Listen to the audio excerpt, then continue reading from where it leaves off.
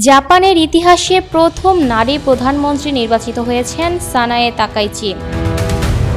3 বারের প্রচেষ্টার পর ক্ষমতাসীন লিবারেল ডেমোক্রেটিক পার্টির নেতৃত্বে তিনি জয়ী হয়েছেন।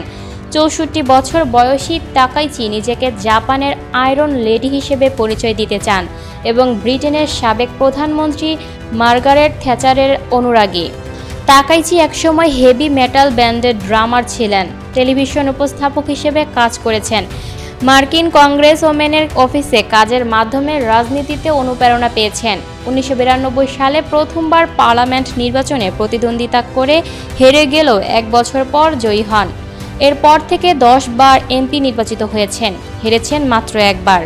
অর্থনৈতিক নিরাপত্তা, বাণিজ্য ও শিল্প, অভ্যন্তরীণ ও যোগাযোগ মন্ত্রীর দায়িত্ব পালন করেছেন। তার নতুন চ্যালেঞ্জ সহজ নয়, নিম্ন জন্মহার, অর্থনৈতিক মন্দা, যুক্তরাষ্ট্র জাপান সম্পর্ক এবং ক্ষমতাসীন দলের অভ্যন্তরীণ দ্বন্দ্ব মোকাবেলা করতে হবে তাকে। তবে নির্বাচনী প্রচারণায় তিনি কিছু নরম অবস্থানও দেখিয়েছেন।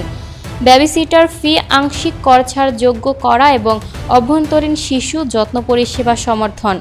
তাকাইচি প্রণোদিত করবেন শিনজো আবের আবেনোমিক্স এবং জাপানের প্রতিরক্ষা বাহিনীর সাংবিধানিক বিধিনিষেধ শিথিল করার আহ্বান জানিয়েছেন। এলডিপির ডানপন্থী অংশের রাজনীতিক হিসেবে তাকাইচি রক্ষণশীল ভোটারদের আকৃষ্ট করতে চান। এবার তাকাইচি জাপানের প্রথম মহিলা প্রধানমন্ত্রী হিসেবে দায়িত্ব নিলেন। তার সামনে পর্বতসম চ্যালেঞ্জ, কতটা সফল হবেন তা সময় দেখাবে। Lucky Akter, people voice television, Dhaka.